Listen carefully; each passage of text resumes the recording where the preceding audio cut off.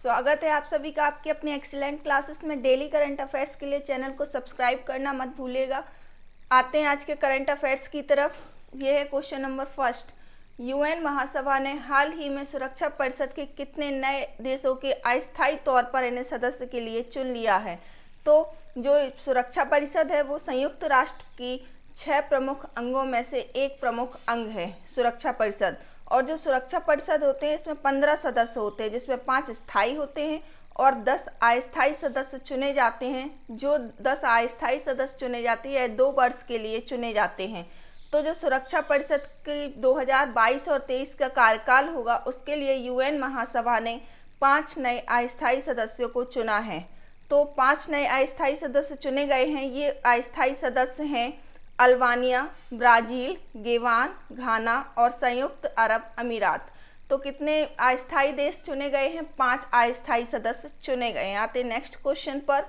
समुद्र में अपनी ताकत बढ़ाने के लिए भारत को जल्द ही 95% स्वदेशी कितनी परमाणु हमलावर पनडुब्बियां मिलेंगी? तो जैसे कि हम सभी जानते हैं, अगर इसमें 95% स्वदेशी है तो इसमें 95% इसका सामान भारत से निर्मित किया हुआ लगाया जाएगा, इसलिए यह 95% स्वदेशी होंगी। और समुद्र में अपनी ताकत को बढ़ाने के लिए भारत जल्द ही 3 पनडुब्बियां हमलावर पनडुब्बियां भारत को मिलने वाली हैं, वो भी 95% स्वदेशी। इसके बाद जब ये 3 पनडुब्बियां भारत को मिल जाएंगी, इसके बाद पुनः 3 और पनडुब्बियों के निर्माण का कार्य शुरू किया जाएगा। ये 3 पनडुब्बियां जो बनाई जा रही हैं वह विशाखापत्तनम में डीआरडीओ में बनाई जा रही हैं। इससे डीआरडीओ में नई और नौकरियां, रोजगार सृजित होने का अवसर प्रदान होंगे और लोगों को नौकरियां भी मिलेंगी। तो इसका राइट आंसर है 3 पनडुब्बियां। आते नेक्स्ट क्वेश्चन पर। 16 जून को विश्व भर में कौन सा दिवस मनाया गया है? तो 16 जून को मनाया गया था अंतर्राष्ट्रीय अफ्रीकी बाल दिवस। इसे सबसे पहले मनाया था अफ्रीकी यूनिट संगठन द्वारा 16 जून 1976 को मनाया गया था। और जो दक्षिण अफ्रीका के टोयटो शहर है, इसमें बेहतर शिक्षा के लिए यहाँ के अफ्रीकी छात्रों ने यहाँ पर प्रदर्शन किया था। इस प्रदर्शन की याद में सबसे पहले यह 16 जून 1976 को मनाया गया था। इसके बाद प्रतिवर्ष अफ्रीकी बालकों की शिक्षा की आवश्यकताओं के बारे में जागरूकता लाने के लिए प्रति वर्ष 16 जून को यह दिन मनाया जाता है, अंतर्राष्ट्रीय अफ्रीकी बाल दिवस। Next question. World giving index 2021 में भारत कौन से स्थान पर रहा है? भारत इसमें से 144 में से 14वें स्थान पर रहा है। जैसे कि चैरिटी एंड फाउंडेशन द्वारा वर्ल्ड गिविंग इंडेक्स 2021 में भारत को 114 देशों में से 14वें स्थान पर रखा गया है। और इसमें सबसे पहला स्थान पाया है इंडोनेशिया ने।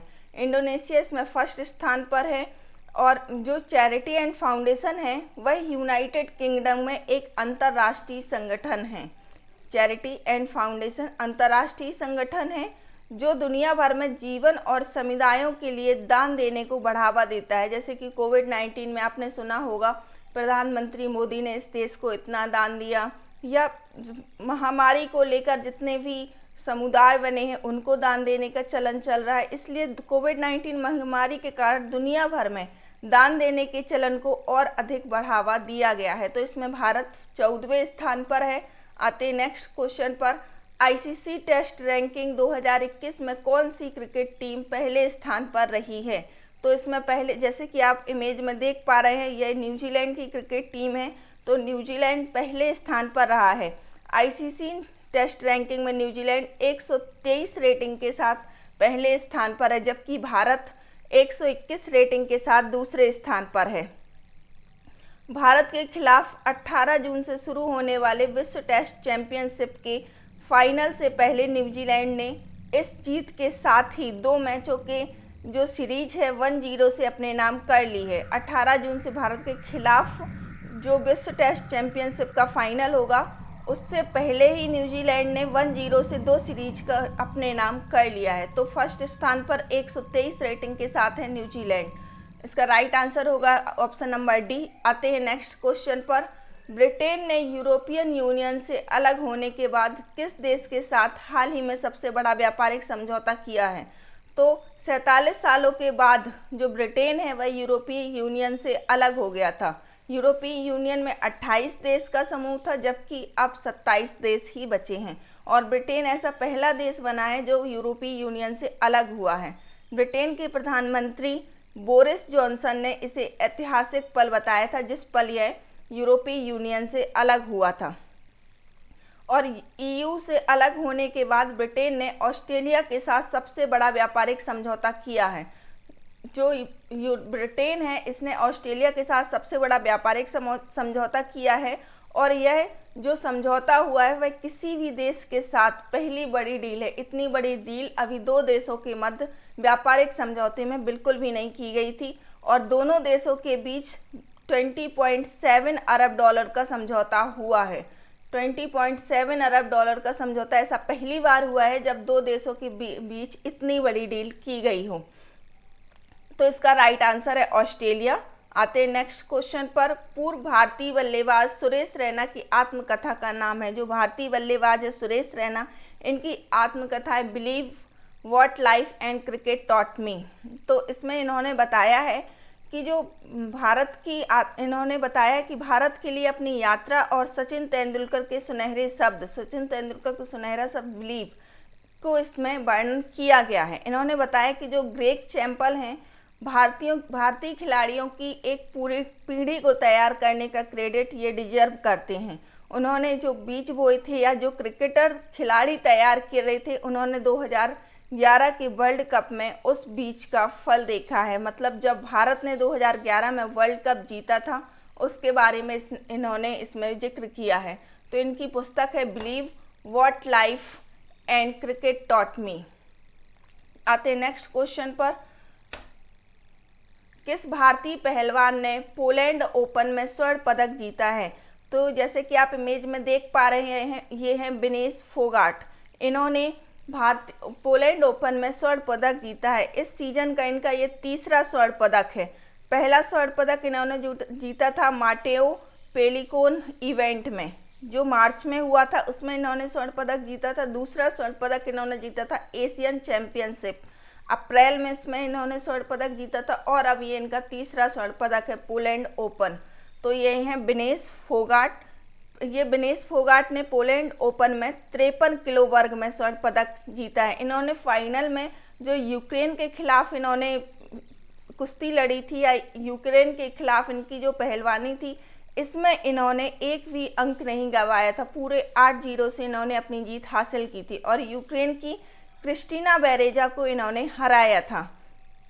यह इनका इस सीजन का तीसरा स्वर्ण पदक है। तो ये हैं विनेश फोगाट। आते नेक्स्ट क्वेश्चन पर। प्रसिद्ध राजा पारवा त्योहार किस राज्य में मनाया जाता है? यह त्योहार मनाया जाता है ओडिशा में। ओडिशा में मनाया जाता है। यह 3 दिवसीय त्योहार होता है। इस दिन इन 3 दिवसों के बीच में महिलाएं काम नहीं करती हैं। इस त्योहार में विशेष नारित्व का जश्न मनाया जाता है।